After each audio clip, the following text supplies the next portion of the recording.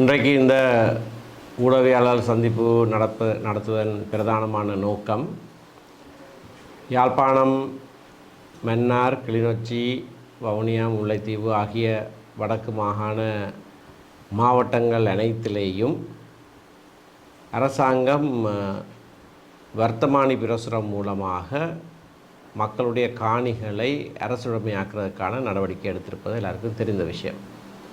March மாதம் 28ஆம் தேதி இந்த விடயம் வர்த்தமானியிலே பிரசுரிக்கப்பட்டிருக்கிறது. அந்த குறித்த சட்டம் ஒரு பழைய சட்டம், பிரித்தானிய காலனித்துவ காலத்திலே உருவாக்கப்பட்ட சட்டம். அந்த சட்டத்தின் கீழே இந்த செயற்பாடு நடைபெற்றிருக்கக்கூடாது என்று நான் ஜனாதிபதிக்கு உடனடியாகவே கடிதம் ஒன்றை அனுப்பி வைத்திருக்கிறேன். இந்த பிரதேசத்திலே விசேஷமாக கரையோரப் பகுதிகளிலே தான் இந்த காணிகள் கூடுதலாக அடையாளப்படுத்தப்பட்டிருக்கின்றன.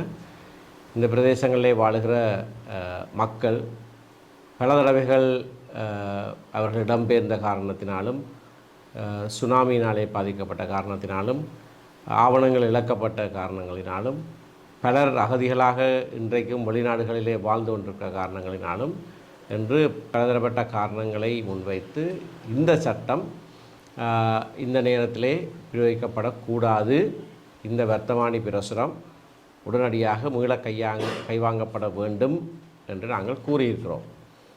அப்படி மே மாதம் 28ஆம் தேதிக்குள்ளே இது மீள கைவாங்கப்படாவிட்டால் நாங்கள் பாரியதொரு போராட்டத்தை அரசாங்கத்துக்கு எதிராக நடாத்துவோம் என்றும் ஏற்கனவே அறிவித்திருக்கிறோம். மே மாதம் 29ஆம் தேதி இந்த போராட்டம் ஆரம்பிக்கப்படும். இது நான் ஏற்கனவே கூறியதைப் போல ஒரு கட்சி சார்ந்த நடவடிக்கை என்று எவரும் கருதக்கூடாது. இது எங்களுடைய இருப்பின் மிக முக்கிய கூறாகிய நிலத்தை பற்றின விடயம். நிலம் இருந்தால்தான் இனம் தொடர்ந்து இருக்கலாம். ஆகையினாலே இந்த நடவடிக்கைக்கு எதிராக செய்யப்படுகிற போராட்டம் சகலராலும் ஆதரிக்கப்பட வேண்டிய ஒரு விடயம். அரசியல் கட்சிகள், சகல அரசியல் கட்சிகளுக்கும் நான் அன்பாக விடுக்கிற ஒரு வேண்டுகோள், இதிலே சேர்ந்து இணைந்து கொள்ளுங்கள். இது ஒருவர் அல்லது ஒரு கட்சி நடத்துகிற போராட்டமாக கருதாமல் நாங்கள் அனைவரும் இணைந்து செய்கிற போராட்டமாக இருக்க வேண்டும். பொது அமைப்புகள், மக்கள், விசேடமாக பாதிக்கப்பட்ட மக்கள் இதிலே இணைந்து கொள்ள வேண்டும். ஆகையினாலே அரசாங்கத்துக்கு கொடுக்கப்பட்ட காலக்கெடு இந்த மாதம் 28ஆம் தேதியோடு நிறைவடைகிற காரணத்தினாலே நாங்கள் 29ஆம் தேதியிலே இருந்து செய்யப்போகிற போராட்டம் சம்பந்தமான ஆயத்தங்களையும் செய்கிறோம். இது இந்த நாட்டை மட்டுமல்ல உலகத்தையே உழுக்கக்கூடிய ஒரு போராட்டமாக இருக்க வேண்டும். ஏனென்றால் இங்கே அரசாங்கம் இப்போ செய்ய நினைத்திருக்கிறது மிக மிக பாரதூரமான ஒரு விடயம். ஒரு வர்த்தமானி பிரசுரத்தின் மூலமாக எங்களுடைய ஆவணங்களை உறுதி செய்யும்படியாக கேட்டு அதை முடியாமல் போகிற போது அத்தனை நிலங்களும் அரசுடைமையாக்கப்படுகிறதுக்கான ஒரு நடவடிக்கை இது. ஆகையினாலே இது எவ்வளவு பாரதூரமானது என்பதை உணர்ந்து சகலரும் இந்த போராட்டத்திலே கலந்து கொள்ள வேண்டும் என்று மீண்டும் மீண்டும் அன்பாக நான் வேண்டுகோள் விடுக்கிறேன். இந்த உள்ளூராட்சி சபைகள் நாங்கள் இப்பொழுது நிறுவுவதற்கான நடவடிக்கைகள் நடந்து கொண்டிருக்கின்றன.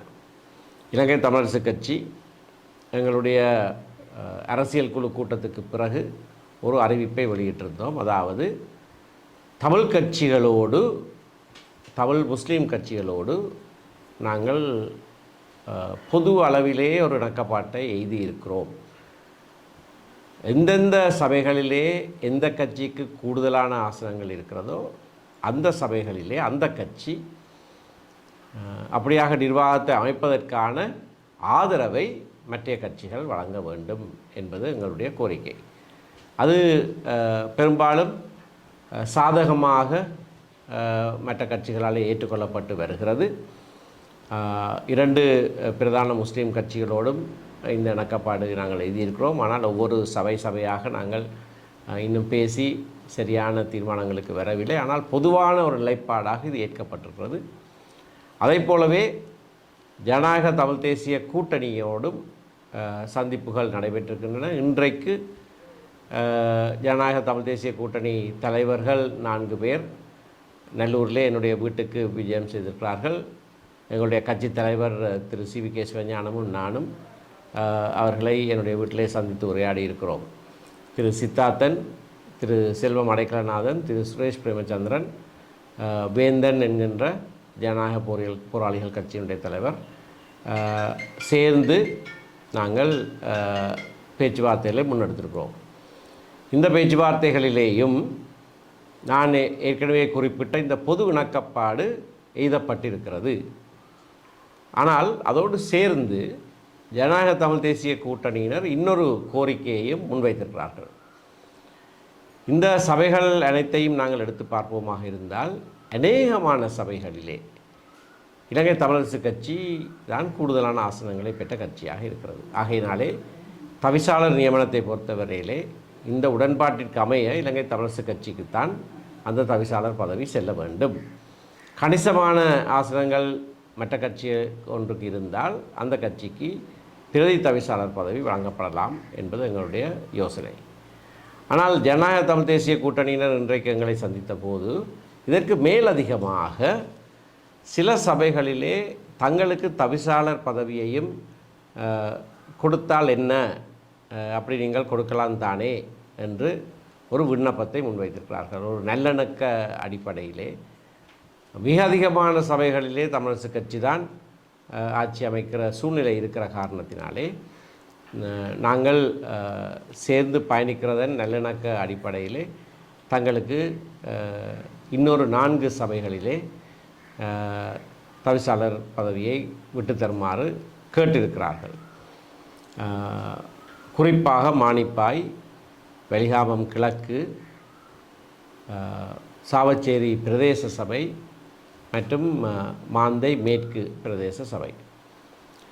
இந்த விடயத்திலே எங்களுடைய கட்சியுடைய தீர்மானம் ஒன்று இருக்கிற காரணத்தினாலே அதுக்கு விதிவிலக்காக நாங்கள் நடப்பதாக இருந்தால் திரும்பவும் கட்சி தீர்மானம் ஒன்று எடுக்க வேண்டி இருக்கும் என்பதை நாங்கள் அவர்களுக்கு தெரியப்படுத்தி இருக்கிறோம். அது மட்டுமல்லாமல் இந்த பொதுவான இணக்கப்பாட்டுக்கு மாறாக அல்லது விதிவிலக்காக செயற்படுவதாக இருந்தால் அந்தந்த பிரதேசத்திலே இருக்கிற எங்களுடைய கட்சி செயற்பாட்டாளர்களோடும் நாங்கள் கலந்துரையாட வேண்டும்.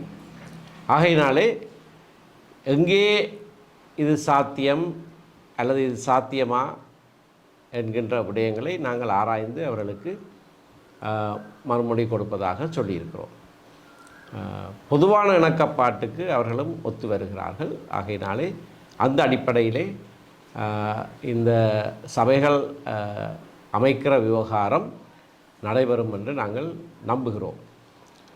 சபைகள் அமைக்கிற விவகாரத்திலே கூடுதலான ஆசனங்களை கொண்ட கட்சி சபைகளை அமைப்பதற்கு இடம் கொடுக்க வேண்டும் என்று நாங்கள் கேட்டது வடக்கு கிழக்கு மாகாணங்களிலே இலங்கை தமிழரசு கட்சி போட்டியிட்ட சபைகளிலே மட்டும்தான். சில நாட்களுக்கு முன்னர் ஜனாதிபதி அவர்கள் ஜேபி கட்சியினுடைய ஆரம்ப 60 வருட நிறைவை ஒட்டி அவர்கள் நடத்தின கூட்டத்திலே அவர்களுடைய தலைவர் ஜனாதிபதி அனுரகுமார திசாநாயக்க அவர்கள் சில கருத்துக்களை முன்வைத்திருக்கிறார். அதாவது நாடு பூராகவும் தங்களுக்கு மக்கள் ஆணை கொடுத்திருக்கிறார்கள் என்றும் அதற்கு மாறாக உள்ளூராட்சி மன்ற சபைகளிலே எதிர்க்கட்சிகளிலே இருக்கிற கட்சிகள் ஆட்சி அமைக்க முனைந்தால் அது மக்கள் கொடுத்த ஆணைக்கு மாறானதாக இருக்கும் என்றும் அப்படி செய்ய நினைத்தால் 4-5 மாதங்களுக்குள்ளே சட்டத்தை கூட நாங்கள் மாற்றி அமைத்து விடுவோம் என்று ஒரு எச்சரிக்கை விடுத்திருக்கிறார். இது ஜனநாயக விரோத செயற்பாடு.